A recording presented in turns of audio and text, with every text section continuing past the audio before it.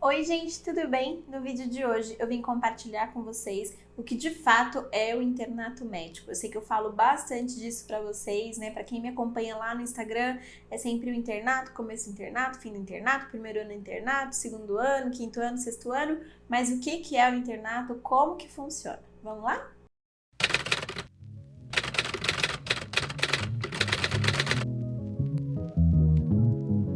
E se você gosta dos conteúdos que eu faço aqui no canal, não esquece de clicar em gostei aqui embaixo que me ajuda bastante. Se inscreve no canal para não perder as notificações dos próximos vídeos, tá bom? Basicamente, o internato médico é a prática médica de fato, né? Quando a gente coloca a mão na massa, quando a gente vai atender, quando a gente sai da sala de aula e vai trabalhar como um médico trabalha, só que sem remuneração. Essa é uma das perguntas que eu mais recebo lá no meu Instagram, se os estágios que eu faço são remunerados. Eles não são remunerados, tá bom? Porque faz parte da escola médica você trabalhar, você atuar como um profissional para saber como é a prática, né? Para conseguir depois ir para o mercado de trabalho e atuar como profissional mesmo. Funciona basicamente assim, a gente tem 3 ciclos durante a faculdade de medicina, que é o ciclo básico, onde a gente vai ter as matérias que vão dar base para o nosso conhecimento médico, né? A gente vai entender, então, como funciona a fisiologia, patologia, anatomia, que é imprescindível para o nosso conhecimento, dentre outras matérias. Eu já gravei outros vídeos aqui no canal falando sobre como foi cada ano da faculdade, então eu vou deixar linkado aqui, tem uma playlist só falando sobre isso. Depois do ciclo básico, tem o ciclo clínico, onde a gente começa a correlacionar o que a gente aprendeu do ciclo básico com coisas que a gente vai ter que trabalhar, que a gente vai ter que aprender, como que funcionam as doenças, quais são os micro-organismos, tem farmacologia, como que funcionam os remédios, como que funcionam os antibióticos, quais são os micro-organismos que causam as doenças. E a gente já começa a ter um pouco mais de contato com a prática. Então a gente vai no hospital, vai conversar com o paciente, aprender a conversar com o paciente, porque não é só você chegar e atender e achar que é a coisa mais fácil do mundo. Tem uma lógica que precisa ser estudada, que é estruturada para que isso aconteça, né? Então você precisa também saber como conversar. E é como conversar do básico mesmo, como perguntar o nome, idade, endereço, profissão, porque é importante para dados epidemiológicos de doença. Tem inclusive uma partezinha da entrevista que a gente faz com os pacientes, que é pesquisa dos diversos aparelhos. A gente pergunta sobre aparelho digestivo, aparelho genital, enfim, várias perguntas que vão nortear o nosso raciocínio clínico. E aí a gente chega no famigerado, famoso internato médico, né? O que é esse tal internato médico? Será que é quando a gente vai e mora no hospital durante 2 anos? Eu achava que era assim, tá? Há muito tempo atrás eu achava que você vivia praticamente no hospital, dormia no hospital, comia no hospital. E não é bem assim, na verdade. Alguns dias a gente até dorme no hospital por conta dos plantões, mas obviamente que é a minoria dos dias, não é a maioria, tá? Mas, como eu já falei para vocês no começo do vídeo, então é a oportunidade que a gente tem de colocar a mão na massa, de ir para a prática, de saber de fato como é o dia a dia de um médico, né?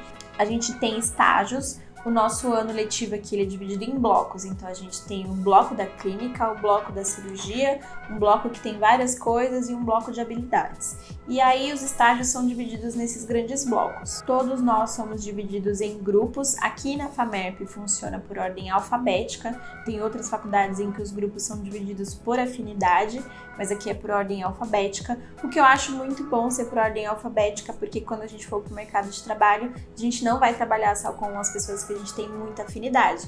A gente vai ter que aprender a lidar com pessoas com as quais a gente não tem afinidade. Então é importante também você ir para a parte prática com aqueles seus colegas que você não conversa tanto. Tudo isso é desenvolvimento interpessoal também. Então a gente é dividido nesses grupos e os estágios são divididos ao longo desses blocos, né? E aí tem estágio que dura 1 semana, tem estágio que dura 2 semanas, tem estágio que dura 3 e no máximo que eu peguei foi estágio de 4 semanas, que foram os estágios na UBS no 5º ano. Os outros estágios foram mais curtos. Quando é estágio de especialidade, por exemplo, passar na pneumo, passar na psiquiatria, daí são estágios mais curtos que geralmente duram 1 semana.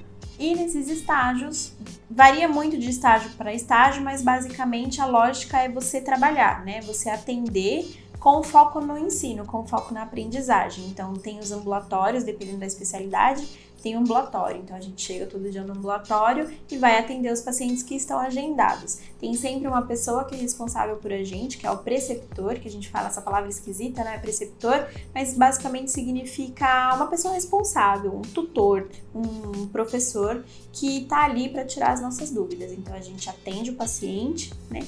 Tenta entender qual que é a história, qual que é a queixa, faz o raciocínio clínico e vai conversar com o professor. Todos os casos, invariavelmente, são passados para o preceptor. A gente não pode tomar nenhuma conduta sozinhos, a gente não pode pedir exames sozinhos, a gente não pode fazer nada. A gente tem que sempre ser tutorado por alguém, que é justamente o papel do preceptor.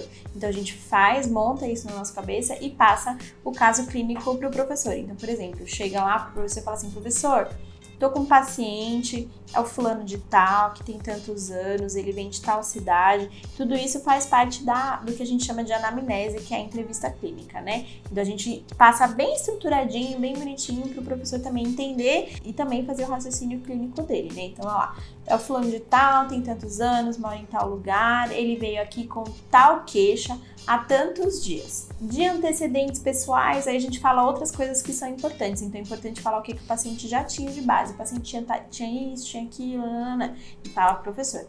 E aí, varia muito de preceptor para preceptor. Tem preceptor que gosta muito também da aprendizagem, né, de ser o responsável por estruturar todo aquele conhecimento. Então ele fala: e aí, o que você achou? O que você pensou? Vamos pensar juntos. Isso é muito bacana, mas tem preceptor que não tá muito afim, que tá ali só de tocar serviço, quer fechar a agenda, quer acabar o dia, daí ele fala: vai lá e pede tais e tais e tais exames e retorno em tantos dias. Daí você vai lá e você tem que fazer isso, e aí se você quiser entender um pouco melhor sobre a clínica, você tem que ir por conta, né? Você tem que ir procurar por conta, porque eles não vão te dar tudo de mão beijada, isso é fato.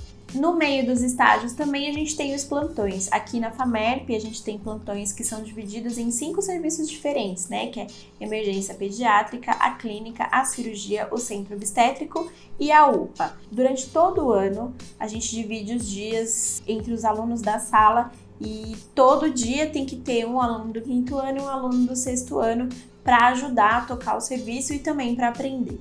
No 5º ano, cada aluno fica com 36, 37 plantões, mais ou menos.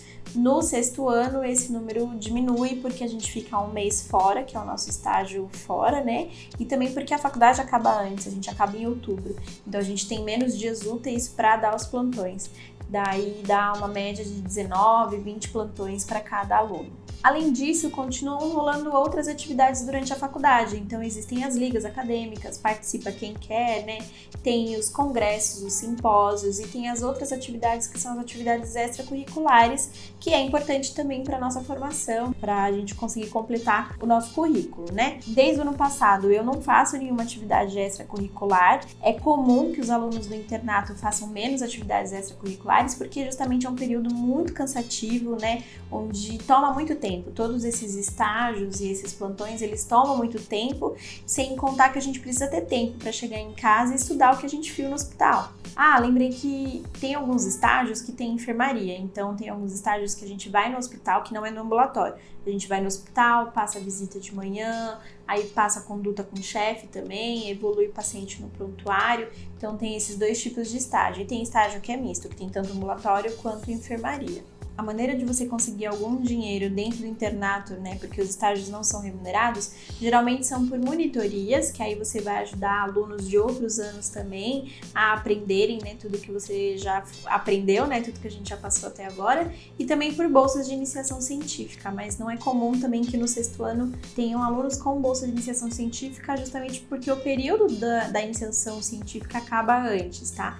E a iniciação científica também é um negócio que pode acontecer durante toda a faculdade, um projetinho de pesquisa que você faz junto com o professor, que dura geralmente 1 ano, mas que não é o foco desse vídeo agora. Se vocês quiserem, depois eu faço um vídeo falando sobre isso. Comenta aqui embaixo o que vocês querem ver, tá bom? E como vocês já sabem, eu estou agora no meu último ano do internato, que também é conhecido como 6º ano de medicina.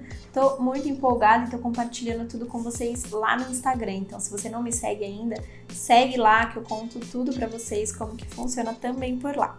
Bom, então é isso. Espero que vocês tenham gostado desse vídeo, que eu tenha conseguido tirar essa dúvida de vocês. Se ficou alguma dúvida ainda em relação ao internato, comenta aqui embaixo que eu posso gravar outro vídeo respondendo as perguntas de vocês, tá bom? Não esquece de se inscrever aqui embaixo, que me ajuda bastante. Clique em gostei, ativa as notificações e a gente se vê no próximo vídeo. Um beijo. Tchau!